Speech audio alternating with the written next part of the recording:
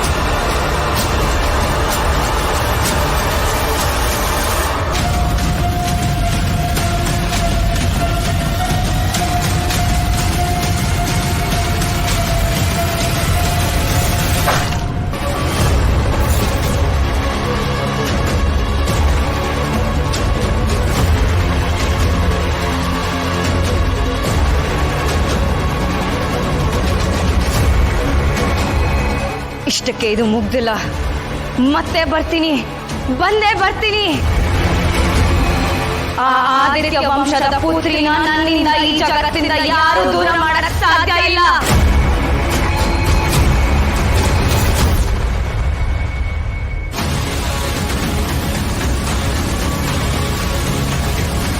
ಆ ಆದಿತ್ಯ ವಂಶದ ಪುತ್ರಿನ ನನ್ನಿಂದ ಈ ಜಗತ್ತಿಂದ ಯಾರು ದೂರ ಮಾಡಕ್ ಸಾಧ್ಯ ಇಲ್ಲ. ಆ ರಕ್ತಾಕ್ಷಿ ಏನ್ ಹೇಳಿದ್ಲು? ಆದಿತ್ಯ ವಂಶ ಪುತ್ರಿ ಯಾರದು? ಅವಳೇನ್ ಹೇಳಿದ್ಲು ಅಂತ ನಂಗೆ ಅರ್ಥ ಆಗ್ಲಿಲ್ಲ ಅಂಬಿಕಾ. ನನ್ಗೇನು ಗೊತ್ತಾಗ್ತಾ ಇಲ್ಲ. ನೋಡು ಮಾಳ್ವಿಕಾ, ನಿನ್ಗೆ ಇದ್ರ ಬಗ್ಗೆ ಗೊತ್ತು ಅಂತ ನನಗೆ ಚೆನ್ನಾಗಿ ಗೊತ್ತು. ಸುಮ್ಮನೆ ನಾಟಕ ಆಡ್ಬೇಡ, ಸತ್ಯ ಹೇಳು. ಹೇಳ್ತಾ ಇದೀನಲ್ಲ ಅಂಬಿಕಾ, ನನ್ಗೇನು ಗೊತ್ತಿಲ್ಲ ಅಂತ. ನನ್ ಮಾತಲ್ಲಿ ನಿಂಗೆ ನಂಬಿಕೆ ಇಲ್ಲದೆ ಹೋದ್ರೆ ಬಿಡು. ಆದ್ರೆ ಖಂಡಿತವಾಗ್ಲೂ ನನಗಂತೂ ಏನು ಗೊತ್ತಿಲ್ಲ ಗೊತ್ತಿಲ್ಲ ಗೊತ್ತಿಲ್ಲ.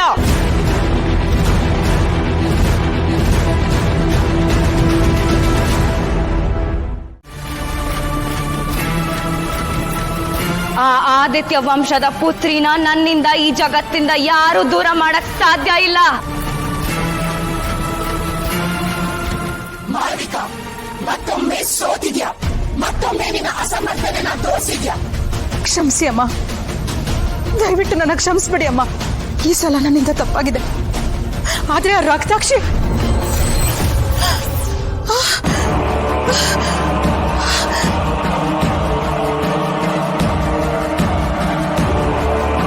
ಅಮ್ಮ, ದಯವಿಟ್ಟು ಬೇಡಿ ಅಮ್ಮ, ನನ್ನಿಂದ ತಪ್ಪಾಗಿದೆ.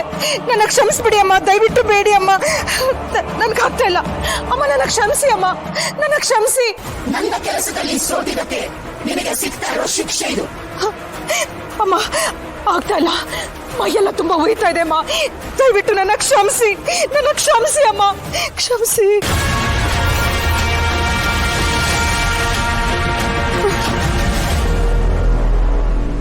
ಇನ್ ಮುಂದೆ ಹೀಗಾಗಲ್ಲ ಅಮ್ಮ, ದಯವಿಟ್ಟು ನನ್ನ ಕ್ಷಮಿಸಿ. ನಿನಗೆ ನಾನು ಕೊನೆಯದಾಗಿ ಇನ್ನೊಂದು ಅವಕಾಶ ಕೊಡ್ತಾ ಇದ್ದೀನಿ ಮಾಳವಿಕಾ.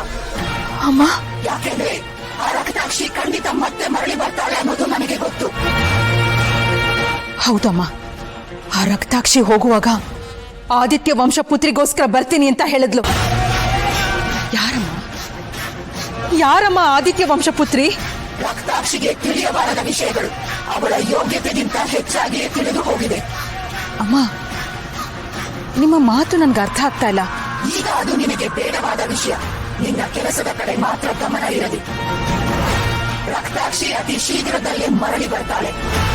ಮಾಳವಿಕ, ಈ ಸಲ ಅವಳು ಬಂದಾಗ ನೀನು ಅವಳನ್ನು ಕೊಲ್ಲಲು ಸೋತ್ರೆ ನಾನು ನಿನ್ನನ್ನು ಜೀವಂತವಾಗಿ ಬಿಡೋಲ್ಲ.